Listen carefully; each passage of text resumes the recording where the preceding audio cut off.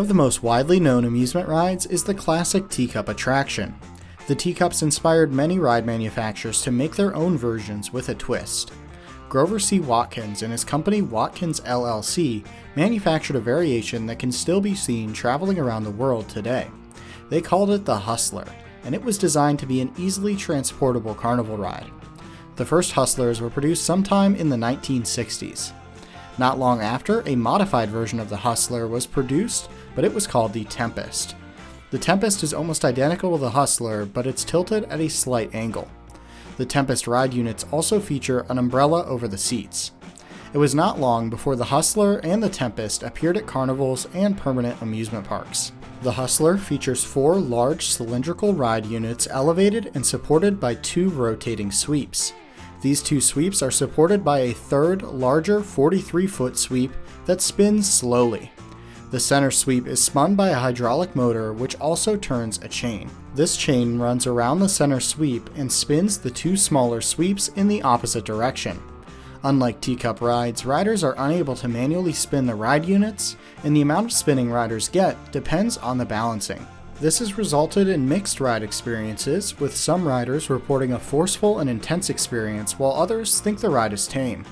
The Tempest is the more popular of the 2 models, even though it's nearly identical to the Hustler. At the start of each ride cycle, riders board 2 ride units at a time through a door that is secured by a pin on the outside of each ride unit.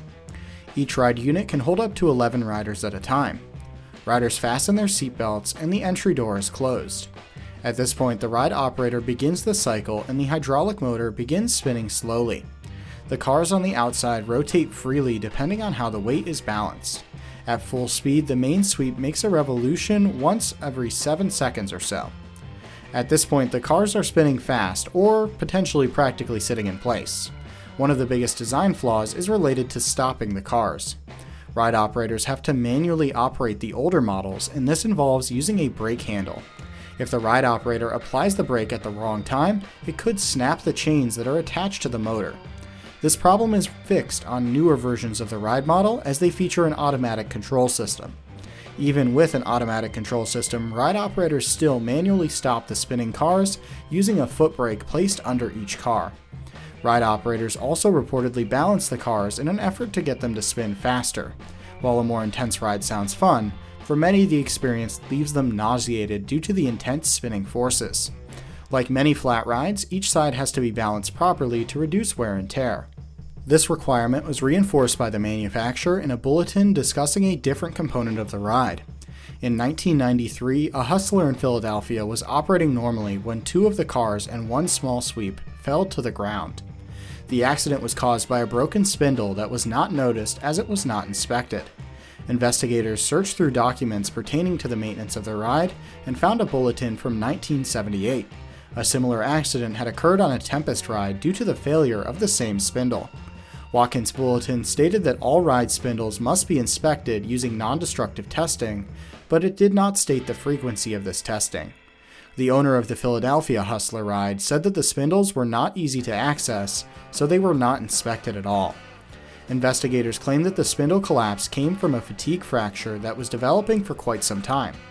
It's likely that it would have been discovered and the accident could have been avoided if proper inspections were followed. As of today, you can still find Tempest and Hustler rides traveling around the US and the world. The last 2 permanent installations operated at Coney Island in Cincinnati, Ohio, and Noble Park Funland in Kentucky. Both parks are now closed, and these rides can only be found traveling. The Hustler and Tempest were arguably the most successful rides manufactured by Watkins.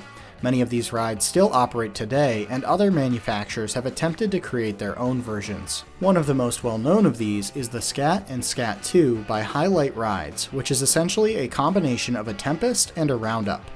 Riders stand up against a panel, and each of the 2 cars spin on a tilted rotating arm, creating wild vertical and lateral forces. The Scat is still produced today according to Highlight Rides' website. Another variation is the Wisdom Ride Storm, which is practically a modern-day version of the Tempest. Riders sit in one of 4 cars, and these cars spin on a platform that holds a second car. This platform spins on one giant platform that rotates as well. Unlike the Tempest, the Storm uses over-the-shoulder harnesses to secure riders in place more effectively. The Storm appears to have been discontinued sometime around 2007. Even with the ride's over-the-shoulder restraints, one serious accident has taken place on a Wisdom Ride Storm. This occurred on September 29, 2023 at the Virginia State Fair.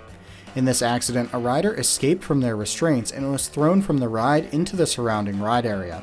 The rider did survive this incident, but it's unclear of how they were ejected or how they escaped their restraints in the first place. The Hustler and Tempest continue to travel around the world and are part of many showmen's ride lineup. These rides are small, simple, and popular with riders, which makes it easy to understand why many of them still exist today.